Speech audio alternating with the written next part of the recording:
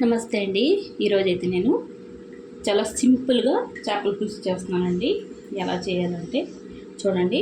ముందైతే నేను ఉల్లిపాయ టమాటా పేస్ట్ కింద చేసుకున్నాను. నేను కేజీన్నర చేపలకి తీసుకుంటున్నానండి. 2 పెద్ద సైజు ఉల్లిపాయలు, 3 టమాటాలండి. చూడండి, దాకా పెట్టుకున్నాను పులుసుకి.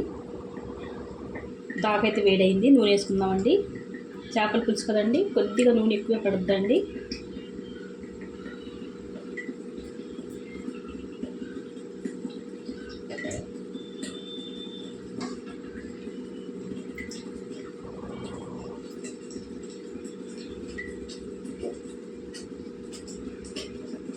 నూనె అయితే వేడెక్కిందండి.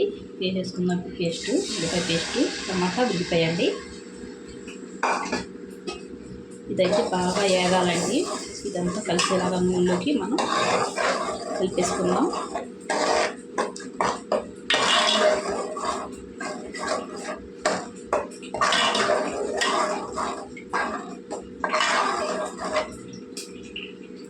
ఇది వేగాలండి నూనెలో. చూడండి, కొద్దిగా అయితే ఉల్లిపాయ పేస్ట్ వేగింది కదా. ఈ టైంలో మనం ఇందులో మసాలా వేసుకుందాం. పచ్చి మసాలా అండి. కొద్దిగా మసాలా ఎక్కువ వేసుకుంటేనే బాగుంటుంది. ఇందులో ఏం అవసరం లేదండి. ఒకటి మసాలా, ఈ పచ్చి మసాలా ఒకటి వేసుకుంటే మనకు సరిపోద్ది. ఎందుకంటే అన్నీ ఇందులో నూరుకుంటాను కాబట్టి నేను కలుపుకుంటే మనకు తెలిసిపోద్ది మసాలా ఎంత వేసుకోవాలో. చూసారా,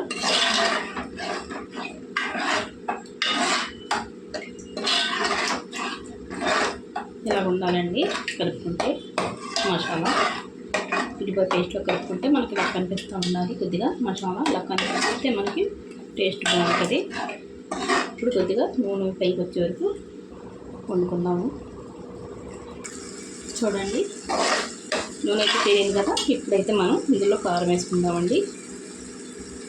ఈ కారం ఇందులో వేసుకుంటే మనం పచ్చివాసన అన్నది పోద్దండి.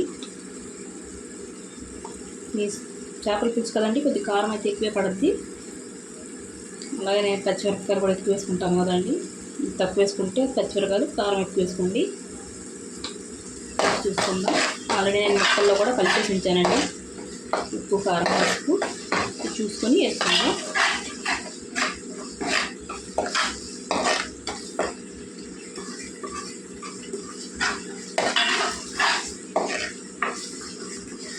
చూసాను సరిపోయిందండి.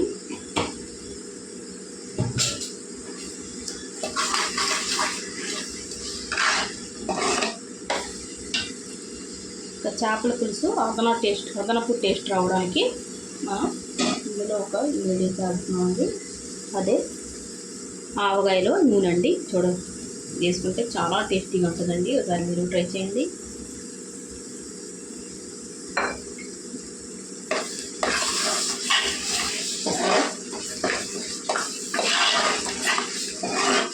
వేసుకుంది కదండి, ఒకసారి మీరు ట్రై చేయండి. ఆవకాయ నూనె వేసుకొని చూడండి. ముక్కలకి నేను ఉప్పు, కారం, పసుపు వేసి 1 గంట ముందే నానబెట్టుకున్నాను. వేసేసుకున్నాం ముక్కలు. ఈ బొచ్చి చేప అండి, చాలా టేస్టీగా ఉంటుంది ఈ చేప అయితే.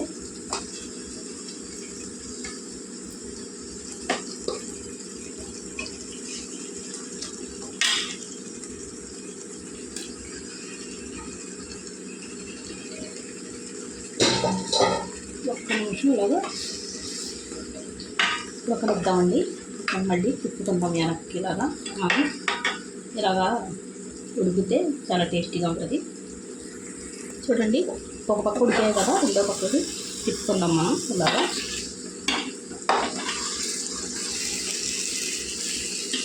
ముక్కలు అయితే కొద్దిగా లాగా ఉన్నాయి కదండి, ఏం చెదరు. తలకాయ కూడా వేసుకున్నాం కదా. మనం పులుసు వేసుకుంటే ఇలా కలపకూడదండి, కలుపుకుంటే ఇరిగిపోతాయి ముక్కలు.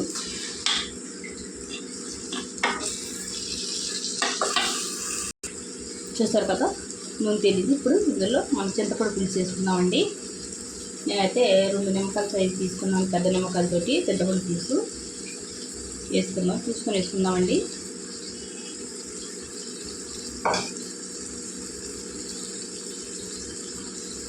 ఒకసారి అయితే కలుపుకోవాలండి.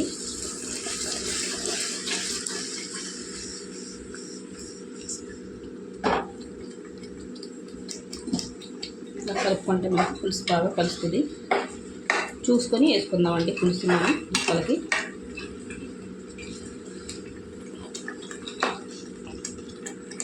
చిక్కటి పులుసులో కొద్దిసేపు ఉడికింది కదండి. ఇప్పుడైతే ఇంకొద్ది పులుసు వేసుకుందాం. కాల్చేసి నేను చింతపండు నానబెట్టుకున్నాను కదండి, అంతా పెట్టేసింది. అదే కదా వేసుకున్నాం. ఒక్కసారి ఇంకా కలుపుకుంటే సరిపోతుందండి. సరే, ఉప్పు చూసుకొని వేసుకుందామండి. చూసారా, మనం ఆవకాయలో అది నూనె వేసుకున్నాం కదా, ఎంత బాగుందో చూసారా పులుసు.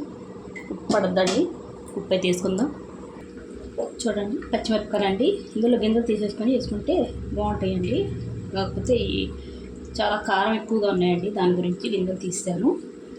పచ్చిమిరపకాయలతో చాలా టేస్ట్ అండి, చాలా బాగుంటాయి. ఇందులో పచ్చిమిరపకాయలు వేసుకొని మూత పెట్టుకొని మంట పెద్దగా పెట్టుకొని వండుకుందాం. చూడండి, ఇలా దగ్గర గంట వండుకుంటే బాగా టేస్టీగా ఉంటుందండి. చూసారు కదా, ఇలాగా.